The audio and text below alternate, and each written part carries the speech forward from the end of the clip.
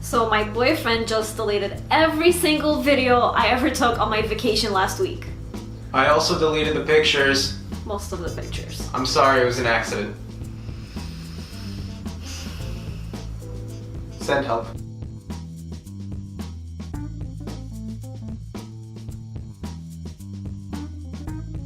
Hey guys, Noor here, and here are 9 ways to write a killer first chapter. But first, make sure you subscribe, and if you are subscribed, make sure to hit that bell icon somewhere down here so you can get notified whenever I upload new videos. Let's get started! The first chapter can set the tone of the rest of your book. You can even either make your readers love what they're about to read or dread it. In fact, the first chapter is usually the hardest to write, and the last chapter is the second hardest chapter to write in my opinion. And with so much pressure on the first chapter, you don't want to screw it up. So, without further ado, here are the 9 ways to write a killer first chapter. The first thing you should do is write an outline of your story. What's going on? Who is the main character? And what essential events will occur to move your characters along? Having a general outline helps you figure out possible places to start your story. For example, if you're writing about a man who witnesses a crime and is now being chased down, the outline makes it clear that a possible starting point could be the act of witnessing the crime. That takes us into the second essential way to write a killer first chapter. Start in the middle of the action. Don't write about the boring stuff like how your character woke up, talked to his family, read the paper because that's what he does every morning because he lives in an age before the internet and smartphones. You can put that in your book to show the time period and the setting, of course, but leave that for later. Start your first chapter with the immediate stuff. I mean, your character witnessed a crime. Who eats their vegetables before their meat and potatoes? Forget about describing him walking into the store and then witnessing the crime. Start the chapter the second he witnesses the crime. He's already in the store. He's already hiding behind an aisle when the gunman shoots the owner and takes drugs from the back of the store. Your chapter starts when the crazy starts. And if your book is less suspenseful, you can still start in the middle of the action. Your main character loses a boyfriend or a parent and then goes on a self-discovery adventure. Hey, that's wild! Next, you want to choose a point of view and a tense. You may have done this prior to outlining, but sometimes you realize after outlining that you might need a different point of view and a tense. For instance, if your story has a lot of thrilling action and you want your reader to feel the immediacy, write in the present tense. Duh.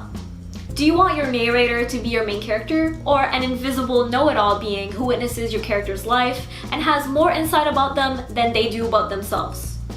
This can affect the atmosphere of the story and make it more intriguing if you play it right. So, figure out the point of view and tense before you write the first chapter.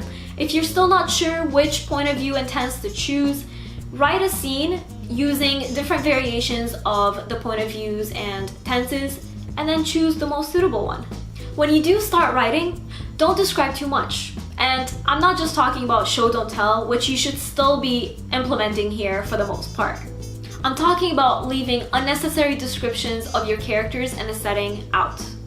You don't need to describe the freckles on your character's face, or what he's wearing, or even what was written on the box of cereal he picked up off.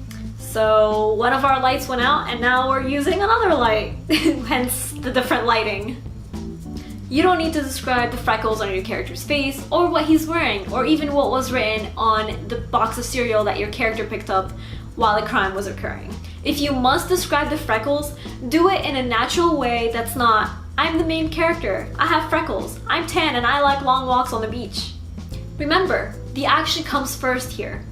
The raw emotions, the flipping of these characters' lives upside down, that's what we're looking forward to in the first chapter. However, make sure not to describe too little either. This story is still about our main character after all.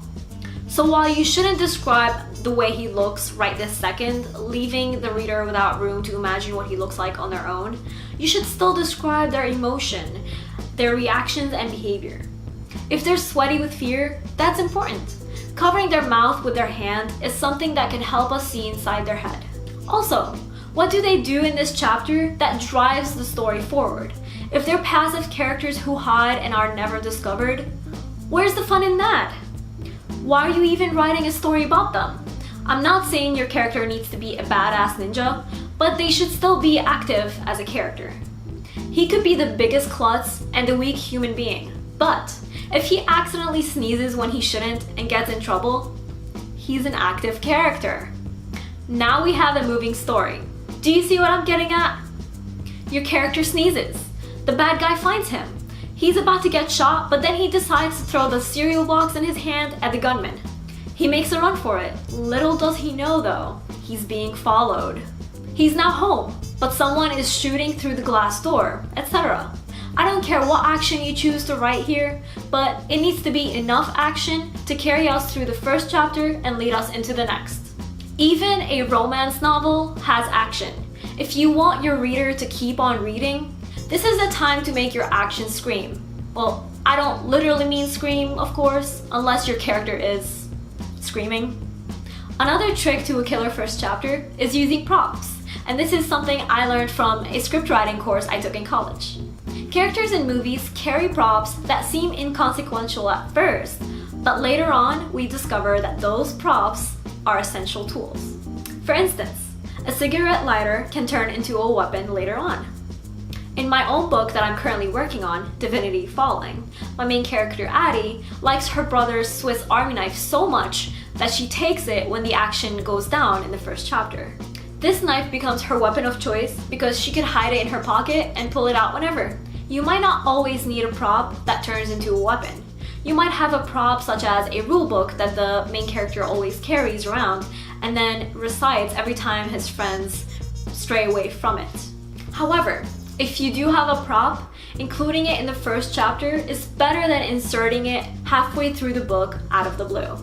Again, you don't need a prop, but I do think it improves the quality of my book when I do include it.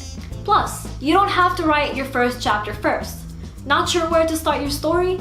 Skip it! Write from the fourth chapter when your character is already on the run.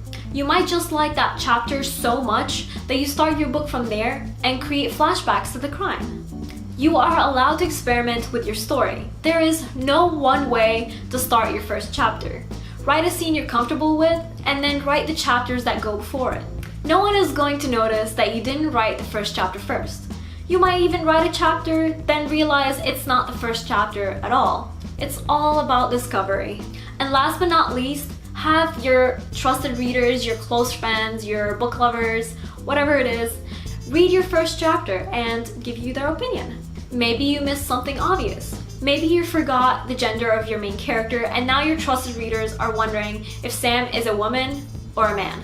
Perhaps you meant to create that confusion because you were making a point.